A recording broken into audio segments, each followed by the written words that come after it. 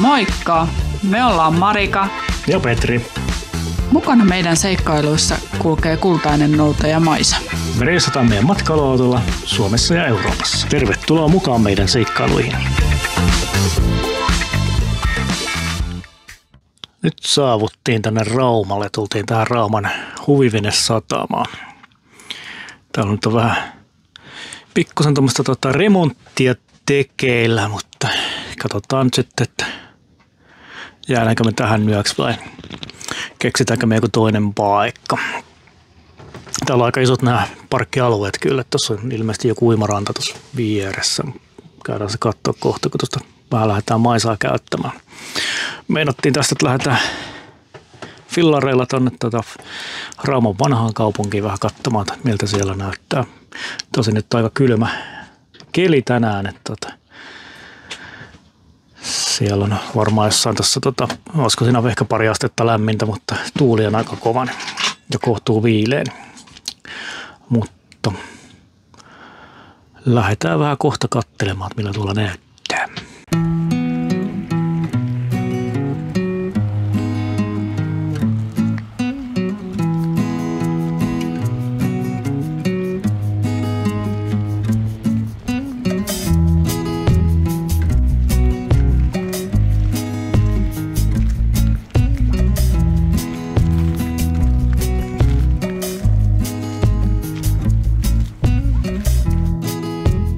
Saavuttiin tänne Rauman vanhaan kaupunkiin. Täällä on kyllä hienoa nämä vanhat talot kyllä. Jos ei täällä ole käynyt, niin ehdottomasti kyllä kannattaa tulla käymään. Tällä ainakin nyt ensi vaikuttaa mun mielestä vähän ehkä isommalta kuin esimerkiksi toi Naantalin se vanha kaupunki tai... Niin on. Joo, tuntuu, että tää on vähän tämmöinen niin laajempi tää alue niin tässä kyllä. Vielä enempi tätä vanhaa taloa.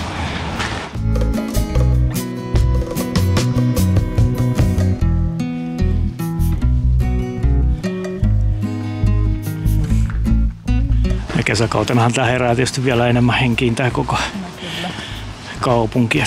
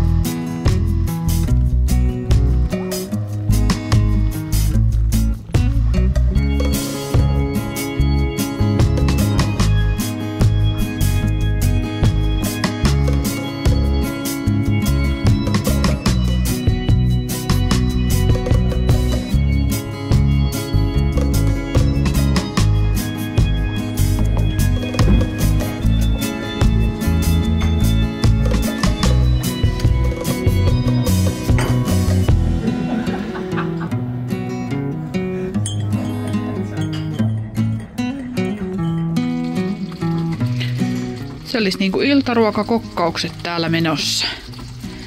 Perinteisesti jauheliha. Mitä toi jauheliha, tomaattikastiketta ja sitten tuommoista pastaa tuolla tulossa.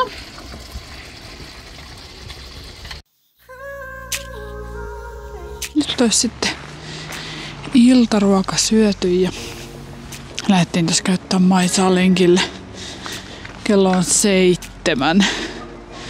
Me vaan tuosta lähdettiin tuohon lähimettään ja täällä on aikahan kunnon tällaiset kalliot ja ei täällä mitään varsinaisia reittejä mene, mutta jotain polkuja ristiin rastiin. Ihan hyvää tämmöstä koiran ulkoilutusmaastoa täällä. Tuolla vastarannalla näkyykin nyt sitten Poroholma campingi. Se ei ole kyllä nyt näin huhtikuussa vielä auki, että se aukesi vasta toukokuussa. Ja meni jo syyskuun alussa vissiin kiinni. Tää oli tämmönen kuin Kiikar-torni. En tiedä onko tää joku näköalatorni vai mikä tää oikein on, mutta tää oli tässä satamassa,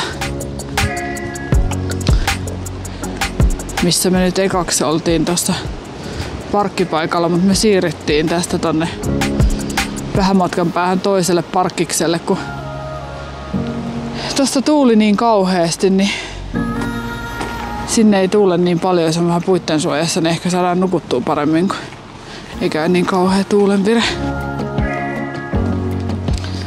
Katsotaan vähän mikä tää nyt oli. Tää on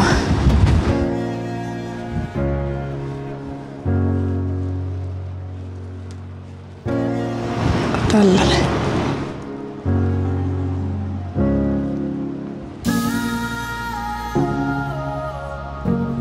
Tää on Rauman seudun merkittävimpiin historiallisiin kohteisiin kuuluu tämä.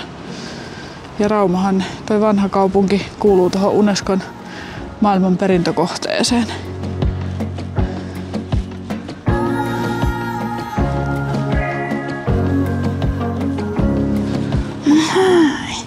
No hei!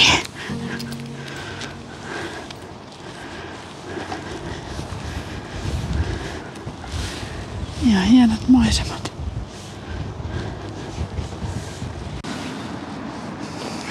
Joo, tuotiin tuolta alhaalta hiekkaparkista toi meidän auto tähän vähän ylemmäksi. Vähän suojaisemmassa. Ei tuule ihan niin paljon tähän, kun tää oli ihan tavallinen parkkipaikka, ei ollut mitään aikarajatusta tässä. Tossa on maa-uimala on tossa. Ei ainakaan nyt siis ole, en tiedä tuleeko tähän kesällä jotain aikarajaa, mutta nyt ei ainakaan ollut mitään. Se olisi nyt yö vietetty Raumalla. Ihan hyvin saatiin tuossa nukuttua, vaikka se olikin ihan vaan parkkipaikka, että ei ollut mitään häiriöä kyllä siinä. Siitä aikana sitten aamupalan jälkeen ja Maisa-ulkoilutuksen jälkeen lähdettiinkin tuossa käymään kaupassa ja sitten käytiin hakemassa tai vaihtamassa kaasupullo tosta ja nyt sitten meillä matka jatkuu. Me mennään tuonne Porin suuntaan. Sieltä me vähän katsottiin nyt tossa, siellä olisi semmonen kuin oliko se Selkämeren kansallispuisto olisi. Siellä mahdollisesti olisi joku parkkipaikka, että jos sinne pääsis, niin voitaisiin käydä vähän ulkoilemassa siellä. Ja tuuli on edelleen tosi kova, mutta ainakin nyt on ihan selkeää vielä, että ei sada mitään. Mä tiedän, se vissiin tälle päivällä mitään vesisadetta luvannutkaan tai muuta. Että tuolla meidän kotipuolessa olikin sitten lunta tullut vissiin ihan 20 senttiä viime yön aikana, että onneksi ei olla nyt siellä. Mutta joo, jatkellaan tästä nyt sitten matkaa ja katsotaan mitä tää päivä tuo tullessaan.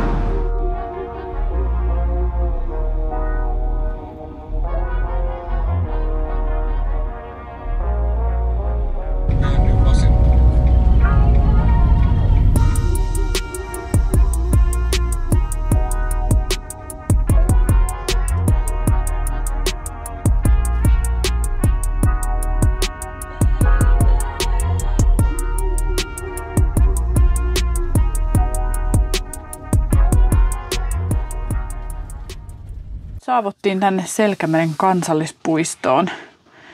Tuossa toi hiekkatie oli vähän tommonen monttunen. Siinä olikin varoitus, että keli rikkoo, mutta hyvin me tänne päästiin. Ja tässä on ihan tämmönen tilava parkkipaikka.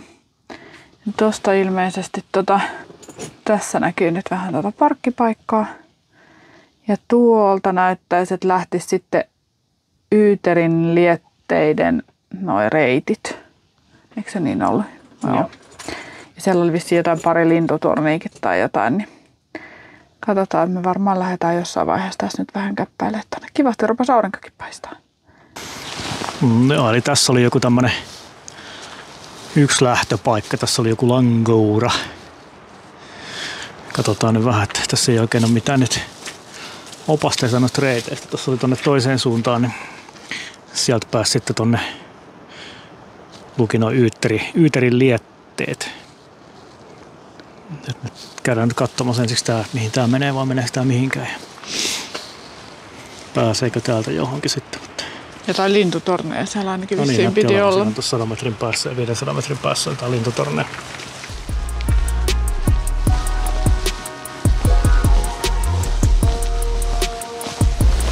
Keli olisi ihan hyvä, jos ei tuulisi. Niin. Meillä on aikamoinen myräkkä on kyllä tuo tuuli.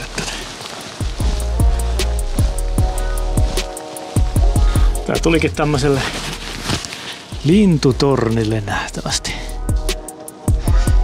Tuolla näkyy vähän merta tuolla noin. Ei näe kauheasti lintuja. Ei, nyt ei näe lintuja.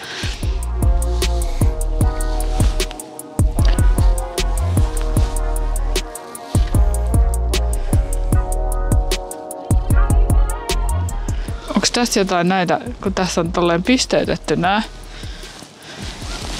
Ja sitten täällä oli niinku pistelaskentapaikka. Mitä tää tarkoittaa? En mä tiedä. No ei varmaan vaan kuukausia, koska ne tulee tänne, mutta... Ai. Paikalla kerätään äänihavaintoja, jotka tunnistetaan mobiilisovelluksella. Okei. Havaintojen avulla saadaan tietoa esimerkiksi lintulajien esiintymisestä, muuton etenemisestä ja päivittäisestä aktiivisuudesta. No niin. Otetaan siksi kuikka. Kuikka! Merkkaa ylös. Ei täällä ollut kuikkaa näissä.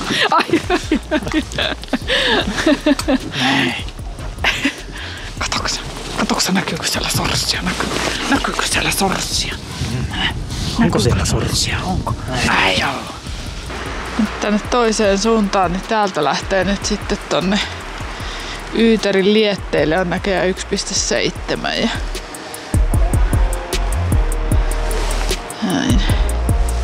Tää on ihan tällaista, ainakin alku tällaista ihan tavallista hiekkatietä. Nämä tämmöiset hienot pitkaspuut tänne on kyllä tehty. Tuossa oli kyllä toi osa tuosta pätkästä oli kyllä tosi jäässä ja liukas. Oli ihan täällä oli joku asteen verran pakkasta nyt tällä hetkellä. Niin oli ihan niinku peilijäässä noin jotkut paikat. Onneksi nämä pitkospuut on jo sulanut. No niin on. Tossa vissiin kohta rupee näkyy jotain. Näkyisiköhän tuossa jotain mertakin joku. Niin. Tuolta puitten takaa jo pilkistää. Käytäs maisemat ihan kohdillaan kyllä tällä reitillä.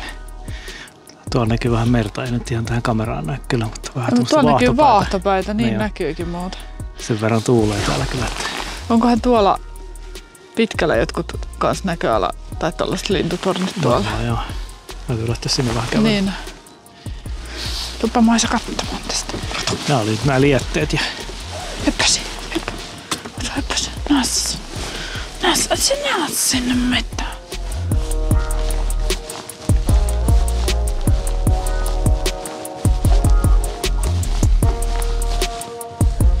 On kyllä hienot pitkospuut täällä kyllä.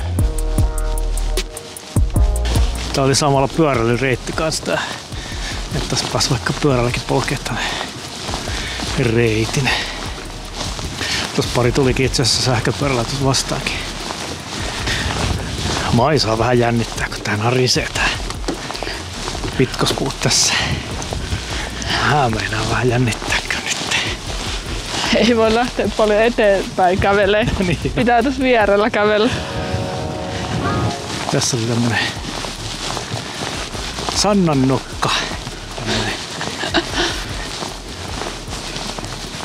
Mikä tää nyt on? Lintutorni. Vähän matkan päässä oli joku munakarja. Niin vai se oli. Miten mä taas muistin väärin. Yllätys.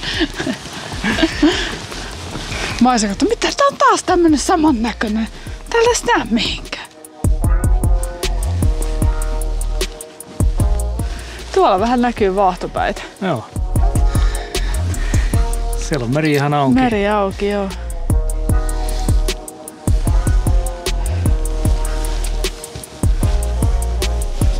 Keli olisi kyllä hieno, kun ei tuulisi. Tekee aika viileäksi ilman kyllä tuo No tuuli. niin tekee, joo.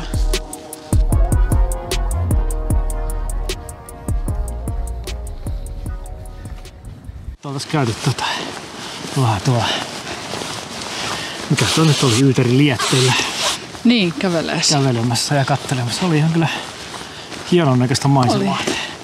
Ja kivat ne oli pääsääntöisesti melkein koko matkallista pitkospuuta tai just sitä semmoista vähän leveämpää laituria vai mitä se nyt olikaan sellaista. Niin. Tosi hyvin tehty ja hyvät opasteet oli kyllä. Oli jo. Tuolla, että Joo. Sitten oli ainoa sitten tosta olisi päässyt kävelemään ihan tonne Yyterin noille jakkarannalle asti. Niin on joo. Sitten oli vähän vettä oli nyt sitten silleen, että osa noista pitkospuusta oli sitten veden alla, niin ei viittitä lähteä sinne. Joo, ja sitten on aika kylmä toi tuuli, niin ei viittitä ehkä lähteä nyt sille. Saatiin ihan hyvä lenkki kuitenkin. No saatiin jo, tuli tässä se 6 kilometriä kumminkin, niin ihan mukavaa ulkoilua kyllä. Joo. Jees, nyt mennään vähän tuohon sisälle laittamaan ruokaa ja katsotaan sitten, mitä tässä tehdään. Yes. Tehdään tästä nyt päiväruoksi vähän tästä. Meillä jäi jauhelia kastiketta jäi tuosta eilen, tai tämmöistä bolognese-kastiketta, niin jäi vähän ylittä, niin tehdään tämmöisiä täytettyjä leipiä. Tuosta laitetaan vähän patonkia ja siihen sitten pikkusen laitetaan ketsuppia tuonne pohjalle ja sitten kastiketta siihen ja sitten vähän laitetaan vähän tomaattia itse asiassa ja sitten juustoa siihen päälle. Niin saadaan tämmöiset nopeat ja helpot täytetyt leivät. Niin ne oli esipaistettuja. Ne oli esipaistettuja. Tietysti ihan normipatongistakin se voisi tehdä, mutta nyt meillä sattuu olemaan näitä esipaistettuja tässä. Laitetaan ne tuohon uuniin sitten kohta vähän paistumaan.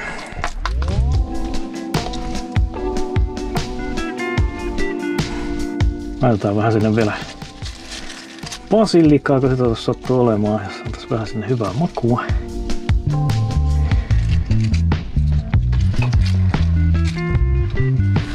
Ja sitten laitetaan vähän sitten tomaatteja sinne.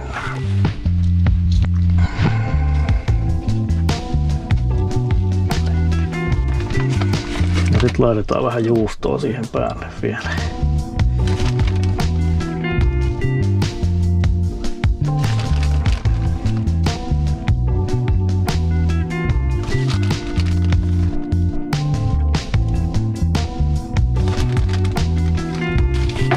Nyt ei muuta kuin hetkeksi uuni.